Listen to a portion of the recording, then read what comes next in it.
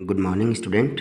आज अपन बात करेंगे कैपिलरी एंड कैपिलरिटी लॉज की, केस नलिका, केसिका या केसिकत्व सिद्धांत की। तो इसके बारे में बात करने से पहले अपन कुछ डिस्कस करते हैं पुरानी बातों को। अपन ने डिस्कस किया है अभी स्पर्श कोण या जो कॉन्टैक्ट एंगल है उसके बारे में, और किस प्रकार से हैं कोहेसिव बल और एडहेसिव फोर्स, जो संसंजक बल और आसंजक बल होते हैं उनके व्यवहार है, उनके बारे में अपन ने डिस्कस किया।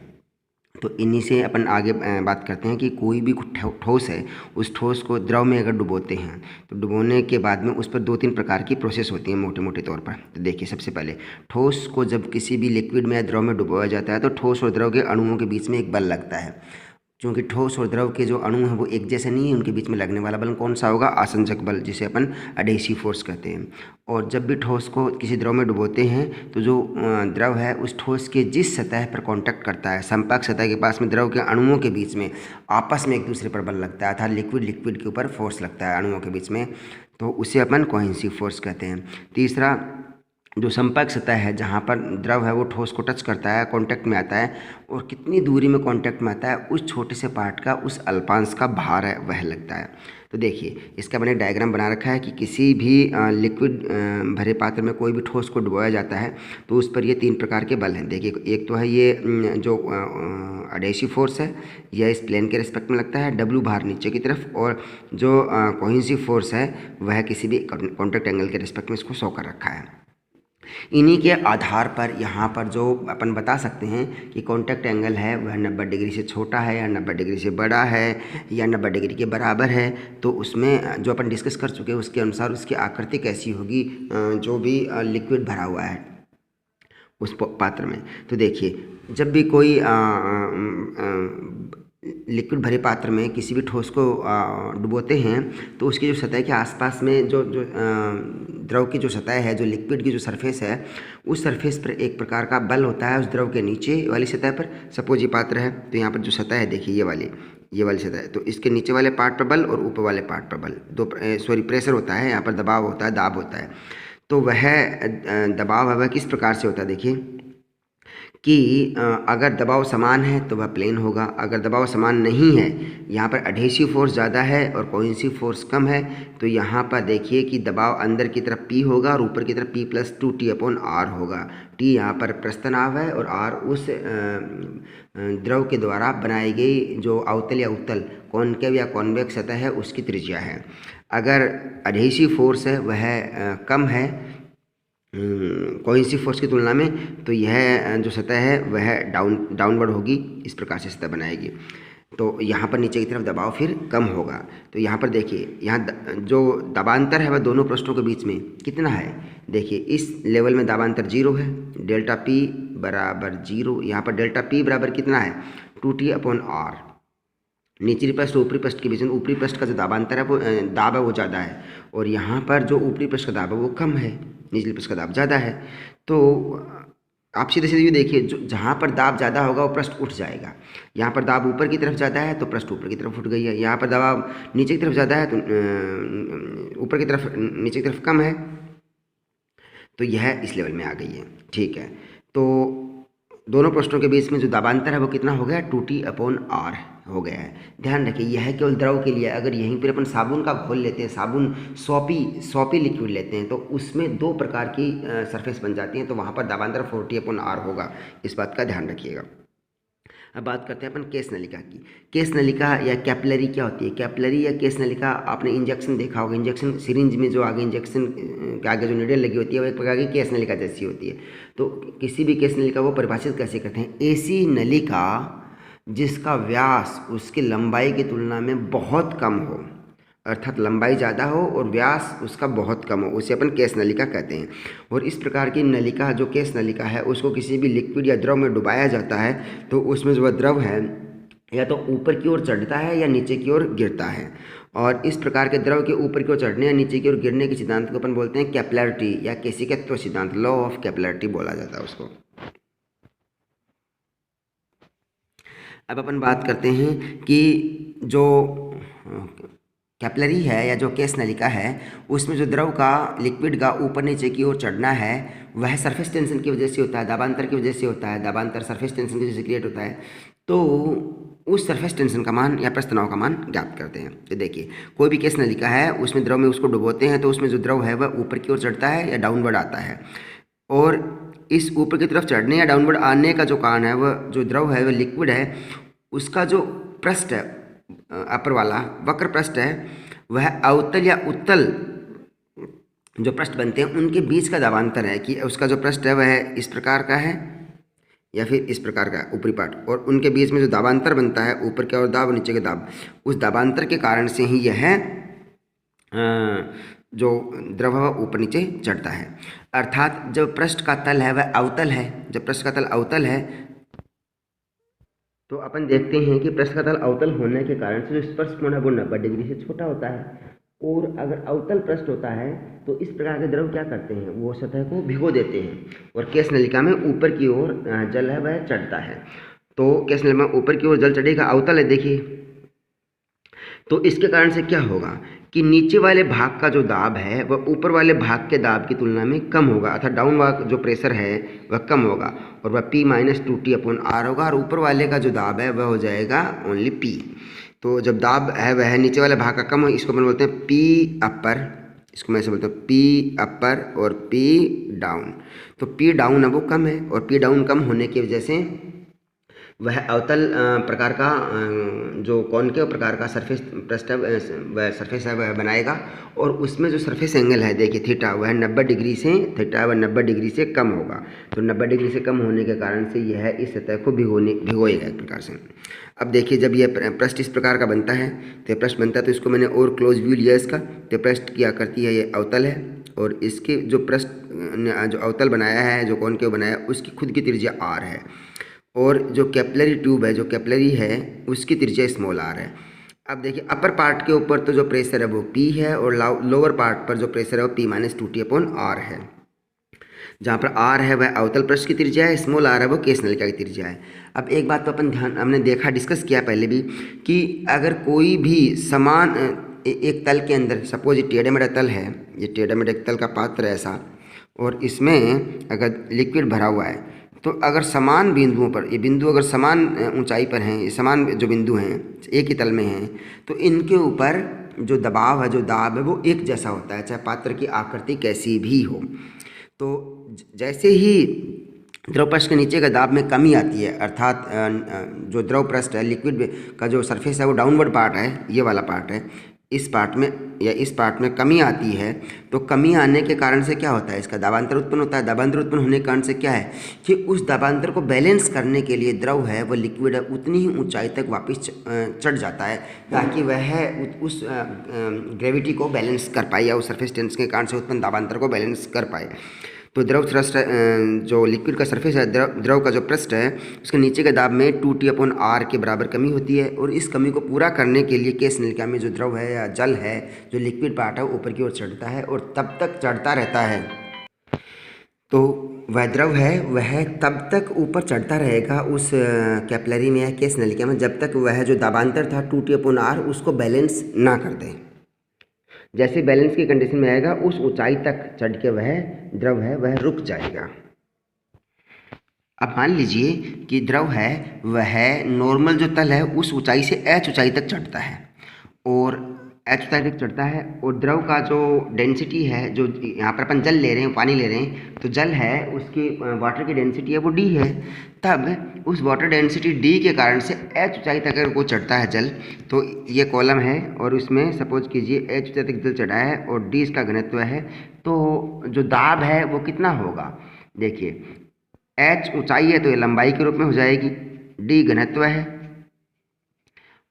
तो ये d घनत्व मिलने के बाद में क्या होगा, ये अगर मैं ऐसे g से मल्टीप्लाई कर दूं, तो g से मल्टीप्लाई कर दूं तो ये हो जाएगा दाब। दाब कैसे हो जाएगा, क्योंकि h और d है वो मिलके बनाएंगे बल बटे द्रव्यमान बटे क्षेत्रफल, द्रव्यमान बटे क्षेत्रफल बनाते हैं। d क्या है, घनत्व क्या है, v बटे m बटे v, द्रव्यमान बटे आयतन। आयतन में क्या होता है, लंबाई गुना चौड़ाई गुना ऊंचाई। अगर मैं ऊंचाई का ऊपर की तरफ मल्टीप्लाई करता हूँ तो आयतन बटे क्षेत्रफल हो गया, सॉरी द्रव्यमान बटे क्षेत्रफल हो गया। अब द्रव्यमान बटे क्षेत्रफल है तो उसको मैं g से गुणा करता हूँ तो ऊपर हो गया m गुना g, मतलब द्रव्यमान गुना गुरुत्वाकर्षण त्वरण, तो mg क्या था, बल, तो बल बटे क्षेत्रफल, तो वह प्रेशर के बराबर आ गया। तो SDG एच डी जी है, यह हो गया दाब, और यह जो दाब है वो किसके बराबर है, उस दाबांतर के बराबर है। तो दाबांतर कितना है दोनों पृष्ठों के बीच में, ऊपर वाले पृष्ठ और नीचे वाले पृष्ठ के ऊपर और पृष्ठ के नीचे जो दाब है वो उनका बीच का अंतर है 2t अपॉन कैपिटल आर। तो यहाँ पर अपन T बराबर एच डी जी आर बटे 2 प्राप्त करते हैं, जो कि पृष्ठ तनाव का सूत्र हो गया है। यदि केस नली का जो कैपिलरी है उसकी खुद की त्रिज्या है वह स्मॉल आर है, तो इसका मतलब देखिए ये तो है केस नलिका की त्रिज्या, ये तो केस नलिका की त्रिज्या है स्मॉल आर, और यह कोण इसका थीटा है। अब अगर मैं कहूँ कि यहाँ पर जो कोण बनते हैं ये कि इसके साथ में जो अवतल जो सरफेस बन रही है, जो कॉनकेव बन रहा है, उसके साथ में कोण थीटा है। तो ये इस प्रकार से देखिए, ये कोण थीटा, अगर ये कोण थीटा है तो इसके बैलेंस में ये कोण थीटा होगा। अभी अपन एक डायग्राम डिस्कस किया था, ये देखिए कि यहाँ पर ये त्रिज्या आर है और यह बना अपना कॉनकेव सरफेस। ये अगर थीटा है तो इस स्मॉल त्रिज्या बैलेंस करने के लिए ये वाला एक प्रकार का यहाँ पर ये इसके रिस्पेक्ट में थीटा कोण बनेगा। तो यहाँ स्मॉल आर को कैपिटल आर के रूप में लिख सकते हैं। स्मॉल आर को कैपिटल आर के रूप में कैसे लिखेंगे, तो देखिए ये स्मॉल आर है, कैपिटल आर को मैं इसका इस पर प्रोजेक्शन लूँगा तो are capital R cos theta बराबर स्मॉल आर, तो ये हो गया कैपिटल आर कोस थीटा बराबर स्मॉल आर। यहाँ इस फॉर्मूले में ये रखिए तो माना जाएगा H D G small R, H D G small R बटे 2 कोस थीटा, कैपिटल आर का मान रख दिया है, और यहाँ पर एच डी जी आर बटे 2 कोस थीटा हो गया है। इससे अपन उस जल की ऊंचाई ज्ञात कर सकते हैं, जल के कॉलम की ऊंचाई ज्ञात कर सकते हैं। तो वो हो जाएगा एच बराबर 2t cos theta R D G. तो यहाँ पर ये हो गई ऊंचाई। अब देखिए ऊंचाई किन किन बातों में निर्भर करती है, एच बराबर 2t कोस थीटा और आर डी जी। अब डी क्या है, जल का घनत्व, जी क्या गुरुत्वाकर्षण त्वरण, टी क्या पृष्ठ तनाव और थीटा कॉन्टैक्ट एंगल। ये सब कांस्टेंट है कि अगर आप जल का घनत्व है वह भी फिक्स है दिए गए टेम्परेचर पर, गुरुत्वाकर्षण त्वरण का मान भी फिक्स है किसी लेटीट्यूड के ऊपर, नॉर्मली अपन फिक्स ही मानते हैं, और जल है उसका कॉन्टैक्ट एंगल है दिए गए मटेरियल के रिस्पेक्ट में वह भी फिक्स है, और पृष्ठ तनाव जल का भी कॉन्टैक्ट फिक्स है। तो किन बातों पर निर्भर करता है, जो जल के द्वारा जो चढ़ी गई ऊंचाई है वह निर्भर करेगी केवल और केवल उस केस नलिका या उस कैपिलरी की त्रिज्या पर। अर्थात एच है वह व्युत्क्रम होता है, इन्वर्सली प्रोपोर्शनल होता है त्रिज्या के, रेडियस ऑफ कैपिलरी। अगर रेडियस ऑफ कैपिलरी है वह छोटी होगी तो ऊंचाई एच बड़ी होगी, अगर यह बड़ी होगी तो ऊंचाई एच छोटी होगी। अर्थात जितनी पतली ट्यूब होगी उसमें जल है वो वाटर है वो ज़्यादा ऊंचाई तक चढ़ेगा। अब अगर मैं दो प्रकार के अलग अलग ऊंचाइयों के लिए कंपैरिजन करूं इस चीज़ का, तो कंपैरिजन कैसे हो जाएगा, अगर मैं कहूँ h1 ऊंचाई है वह r1 त्रिज्या के लिए है, h2 ऊंचाई है वह r2 के लिए है, तो दोनों में डिवाइड कर दीजिए तो h1 बटे h2 बराबर r2 अपॉन r1। एक प्रकार से यह एक फॉर्मूला प्राप्त होता है, और उसे अपन बोलते हैं जूरीन का नियम। जूरीन वाले साइंटिस्ट उन्होंने बताया कंपैरिजन करके कि इसके द्वारा अपन अगर दो सेम किसी लिक्विड के लिए दो अलग अलग कैपिलरी की त्रिज्या अपन को पता है और किसी एक की ऊंचाई पता है तो अपन दूसरे की ऊंचाई ज्ञात कर सकते हैं। यह भी अपन ने बात की है पृष्ठ तनाव और उसके बारे में, उसकी प्रॉपर्टी, और किसी भी लिक्विड का सरफेस टेंशन कैसे ज्ञात कर सकते हैं। अभी अपन बात करते हैं कि पृष्ठ तनाव पर इम्प्योरिटी का क्या फ़र्क पड़ता है और टेम्परेचर का क्या फ़र्क पड़ता है। कि कोई भी लिक्विड है उसमें अगर इम्प्योरिटी अशुद्धि मिला दी जाए या उसका तापमान परिवर्तित किया जाए तो किस प्रकार से वह लिक्विड है उसका सरफेस टेंशन चेंज होता है। तो फर्ग्यूसन वाले साइंटिस्ट ने एक नियम बताया, T बराबर T0 into 1 minus theta upon theta C power n, जहाँ पर T0 क्या है, T0 पृष्ठ तनाव है 0 डिग्री टेम्परेचर के ऊपर, 0 डिग्री सेंटीग्रेड टेम्परेचर पर, जिसे अपन T0 बराबर T0 लिख सकते। T0 ब्रैकेट में मतलब T सरफेस टेंशन है वो 0 डिग्री ताप के ऊपर, सेंटीग्रेड ताप पर T0, इसका अपन पृष्ठ तनाव ले रहे हैं। थीटा C है वो क्रिटिकल टेम्परेचर है, क्रांतिक ताप है किसी भी द्रव का, और थीटा है वह सुपर टेम्परेचर या अपन परम ताप लेते हैं। इसको अपन दिखाते हैं कि दिए गए टेम्परेचर पर पृष्ठ तनाव कितना होगा। T थीटा बराबर T लिख देते हैं अपन, और तब ये सूत्र है T बराबर T0, या इसको अपन ऐसे लिखते हैं T बटे T0 बराबर 1 minus theta upon theta C की पावर n। और यहाँ से अपन पता कर सकते हैं कि कोई भी लिक्विड है उसका सरफेस टेंशन है टेम्परेचर पर किस प्रकार से डिपेंडेंट होगा। एन यहाँ पर एक नियतांक है 1 2 3 4 5 का कोई भी मान इसके अनुसार। क्रांतिक ताप का मतलब क्या है? क्रांतिक ताप का मतलब ये है कि जिस ताप के ऊपर वह ताप जिस ताप पर किसी भी द्रव का पृष्ठ तनाव शून्य हो जाए वह क्रांतिक ताप है। और किसी भी द्रव का अगर पृष्ठ तनाव शून्य हो जाएगा इसका मतलब क्या है कि उस ताप पर वह जो द्रव है वह लिक्विड है, जैसे जल है तो जल और उसकी वेपर दोनों के बीच में जो इंट्रा सरफेस है, जो अंतरा पृष्ठ है, वह विलुप्त हो जाता है। पता ही नहीं चल पाता है कि दिया गया मटेरियल में लिक्विड स्टेट कहाँ पर है और वेपर स्टेट कहाँ पर है। तो इस प्रकार से अपन बता सकते हैं कि जो सरफेस टेंशन है वह किस प्रकार से ताप के ऊपर निर्भर करता है। अब किसी भी द्रव में अगर इम्प्योरिटी मिलाते हैं, अशुद्धि मिलाते हैं, तो भी उसका पृष्ठ तनाव चेंज होता है, लेकिन यह अलग अलग लिक्विड के लिए अलग अलग होता है। कुछ इस प्रकार के इम्प्योरिटी होती है, अशुद्धियाँ होती हैं जो सोल्युबल होती हैं, जिनकी विलेयता, जिनकी सोल्युबिलिटी हाई होती है, उनको अगर अपन जल में मिलाएंगे तो पृष्ठ तनाव है वह बढ़ जाएगा। जैसे यहाँ पर सोडियम क्लोराइड है, जिंक सल्फेट है, इस प्रकार के जैसे सोडियम क्लोराइड नमक है, तो इस प्रकार के मटेरियल हैं जिनको अपन अगर लिक्विड में जल में मिलाते हैं तो वह पृष्ठ तनाव को बढ़ा देते हैं। ओके, और पृष्ठ तनाव बढ़ने का मतलब ये हो गया कि जितना ज़्यादा पृष्ठ तनाव होगा वह चीज़ उतनी ही कम फैलेगी, क्योंकि पृष्ठ तनाव का मतलब होता है कि उस चीज़ को नॉर्मली पृष्ठ के द्वारा जो नॉर्मली टेंशन के कारण से अणुओं को एक स्फेरिकल या एक सर्कुलर शेप में उनको बांधे रखना, मिनिमम पृष्ठ एरिया मेंटेन करना। और कुछ लो सोल्युबिलिटी अल्प विलेयता वाले पदार्थ हैं, जैसे फिनोल है, साबुन है, अपमार्जक है, तो इसके कारण से पृष्ठ तनाव घटता है। पृष्ठ तनाव घटने के कारण से क्या होता है कि इससे जो भी लिक्विड है वह फैलता है। और तभी देखते हैं कि नॉर्मली अपन को जो कपड़े धोने के लिए साबुन काम मिलते हैं, अपमार्जक होते हैं, वो पानी में मिलने के बाद में उसके पृष्ठ तनाव को घटाते हैं। पृष्ठ तनाव घटने के कारण से पानी है वह कपड़ों पर ज़्यादा दूर फैलता है, और फैलने के कारण से वह एक प्रकार से जो भी एरिया है, जो भी डस्ट है, डर्ट है, उसको वह निकालने में हेल्प करता है। अब अपन एक डेरिवेशन है जो एज ए न्यूमेरिकल आता है उस पर बात करते हैं कि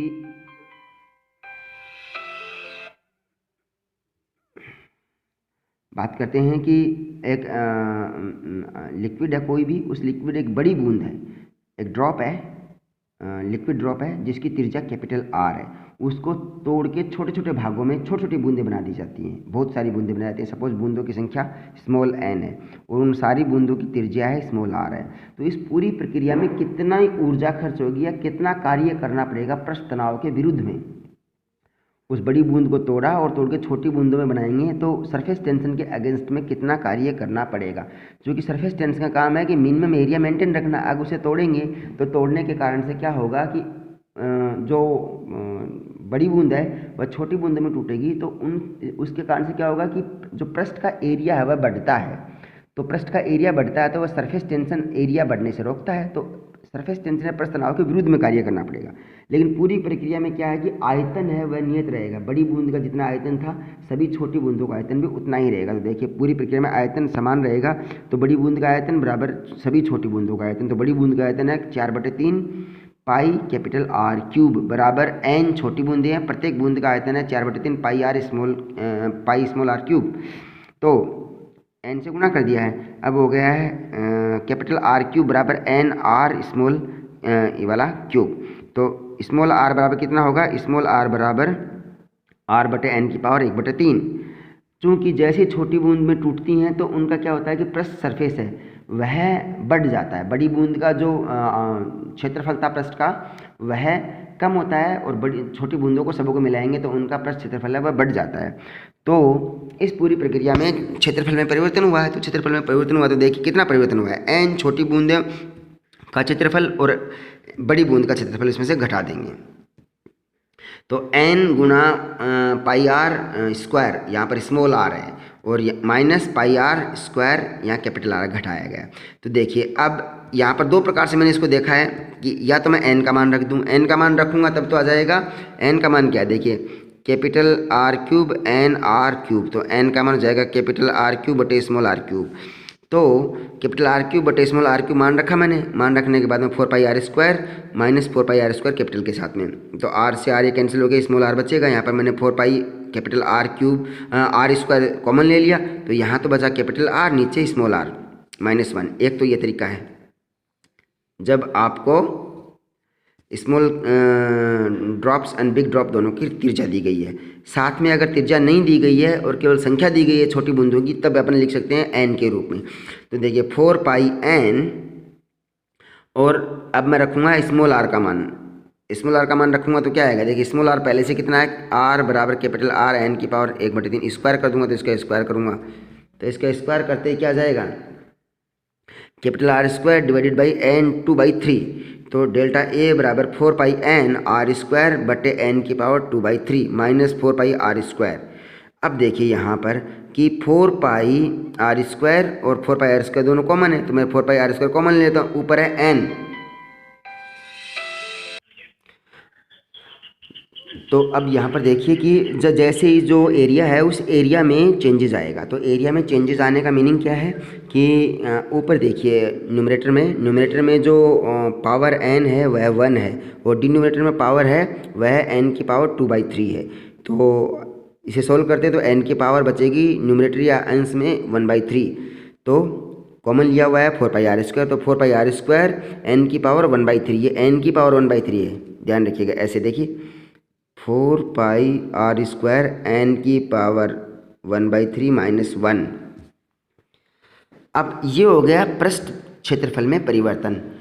चूँकि इस दौरान सरफेस टेंशन के विरुद्ध किया गया कार्य कितना होगा, तो वह हो जाएगा, सरफेस टेंशन को मल्टीप्लाई कर देंगे इसे, तो किया गया कार्य सरफेस टेंशन के विरुद्ध में W बराबर T इंटू डेल्टा A, तो 4πr² T इंटू n की पावर 1/3 -1, ये किया गया कार्य हो जाएगा छोटी बूंद से बड़ी। अब सेम प्रोसेस होगी छोटी बूंदों से बड़ी बूंद बनाने में, सेम वही होगा, ध्यान रखिएगा इस बात का। छोटी बूंद से बड़ी बूंद बनाएंगे तब भी ऐसा ही होगा, तब क्या होगा, सरफेस टेंशन द्वारा किया गया कार्य होगा, उसके विरुद्ध में नहीं होगा। क्योंकि तब क्या होता है कि छोटी बूंदों का पृष्ठ क्षेत्रफल ज़्यादा होता है, बड़ी बूंद बनेगी तो उसका पृष्ठ क्षेत्रफल कम होगा। तो छोटी बूंद से बड़ी बूंद बनाते हैं तो पृष्ठ तनाव द्वारा किया गया कार्य, और बड़ी बूंद छोटी बूंद बनता है तो पृष्ठ तनाव के विरुद्ध किया गया कार्य होगा। ओके, अब पृष्ठ तनाव का जो चैप्टर है वो अपने कंप्लीट कर दिया है। अब पृष्ठ तनाव के कुछ एग्जांपल आप देख सकते हैं, कैपिलरी जो इफेक्ट है उसके कारण से, कि लालटेन की जो बत्ती होती है उसमें तेल अपने आप ऊपर की तरफ चढ़ जाता है सरफेस टेंशन की वजह से, और कुछ कपड़े हैं वो पानी में भीगते हैं, और कुछ वाटरप्रूफ कपड़े होते हैं। तो वाटरप्रूफ कपड़े होने का मतलब होता है कि वाटरप्रूफ कपड़े वो होते हैं कि उसमें कपड़ों पर इस प्रकार की कोटिंग की जाती है कि कपड़ों पर वो कोटिंग करने के कारण से जो सरफेस टेंशन है वह बढ़ जाता है। तो सरफेस टेंशन बढ़ने के कारण से क्या होगा कि वह जो पानी है वह उसके कांटेक्ट में नहीं आएगा, और उसके कारण से क्या होगा कि उस पर जो कांटेक्ट एंगल होगा वह 90 डिग्री से बड़ा होगा, तो उस एरिया को भिगोएगा नहीं। ओके, तो इसको आप अच्छे से तैयार कीजिए, और कोई प्रॉब्लम हो तो आप क्वेश्चन पूछ सकते हैं। Thank you.